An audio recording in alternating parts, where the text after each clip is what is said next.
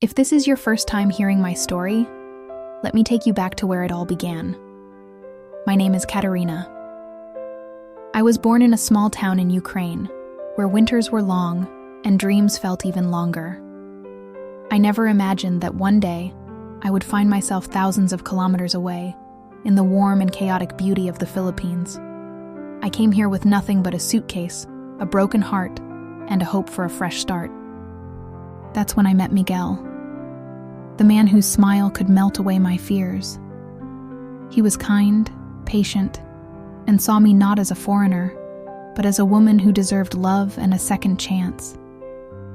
But life in the Philippines was never a fairy tale, especially when I met Alina, another woman who knew Miguel in ways I didn't expect.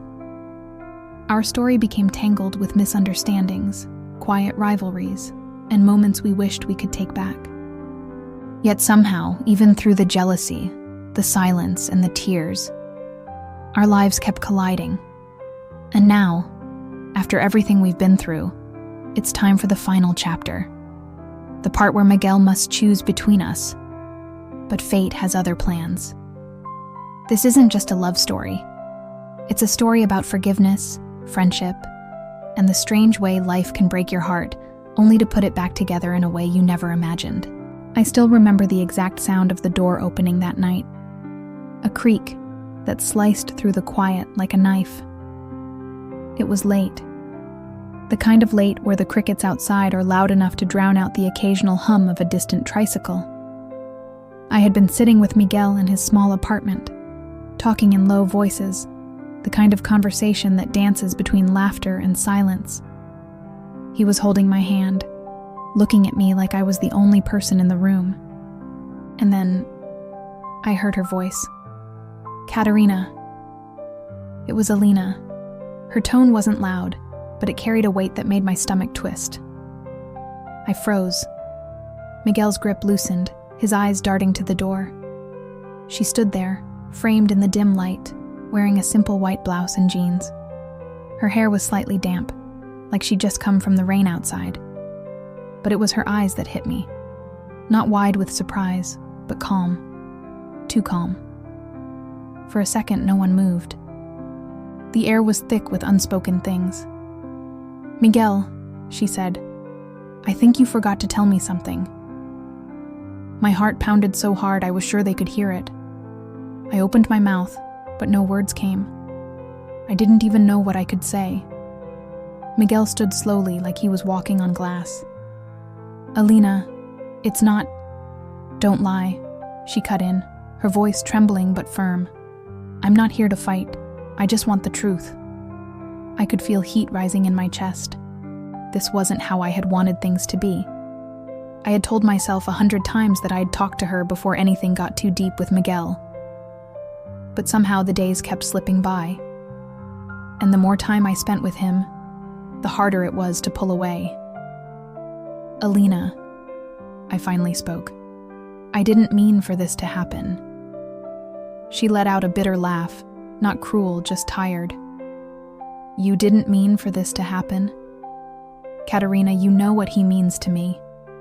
Miguel's voice broke in, sharper now. "Alina, I love you, but I also..." He stopped himself, rubbing the back of his neck like he could physically wipe away the words. I wanted to disappear. The three of us stood there in a small triangle of tension, the ceiling fan spinning slowly above us. Finally, Alina stepped closer, her eyes fixed on me. "Do you love him?" My throat tightened. I nodded barely. She turned to Miguel. "And you? Who do you choose?" He opened his mouth, but no sound came. He looked at her, then at me, then back at her again. His lips trembled. I can't answer that right now." It was the worst answer he could have given. That night didn't end in shouting. It ended in a strange, cold peace. Alina and I sat on opposite sides of Miguel's small sala, both staring at the floor.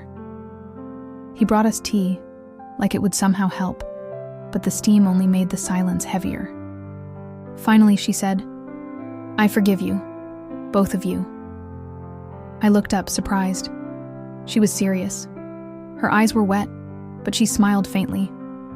Life is too short to carry this forever. But we won't see each other for a while. I nodded.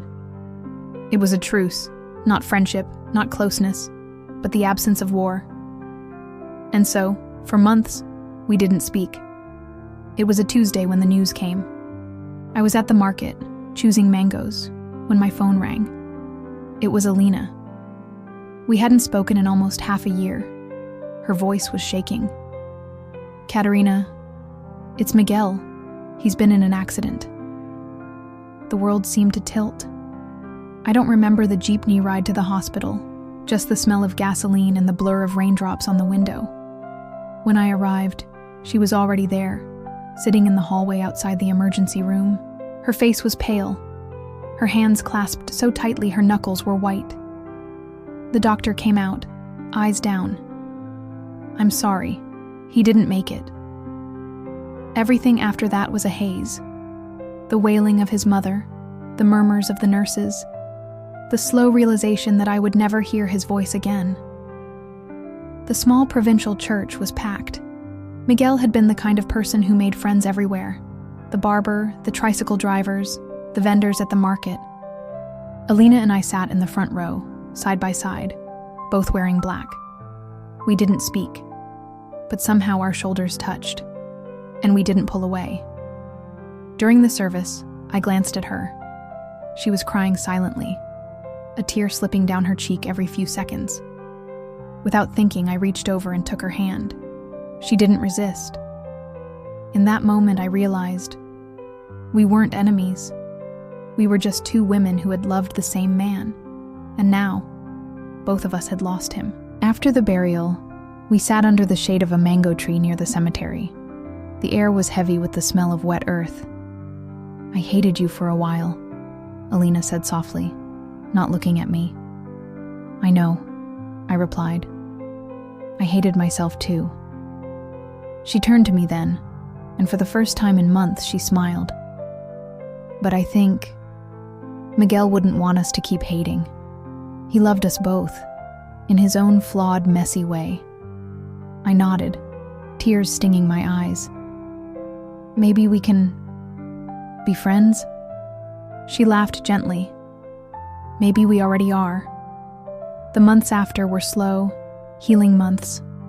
Alina and I started seeing each other often. Coffee at the plaza, visits to Miguel's mother, helping with community events. We talked about him a lot, but also about life. She told me stories of her childhood in Ukraine. I told her about my family back home, and sometimes, when the sun set over the rice fields and the sky turned gold, we'd sit in silence, knowing that somewhere, somehow, Miguel was watching, not choosing between us, not dividing his love, but smiling because we had chosen peace. People think love stories always end with a kiss, or a wedding, or some grand declaration. But sometimes, love's ending is quiet. It's two people sharing the same loss, and deciding that it's better to hold each other up than to push each other down. I loved Miguel. Alina loved Miguel. And in losing him, we found something neither of us expected: each other. And that is how we both won.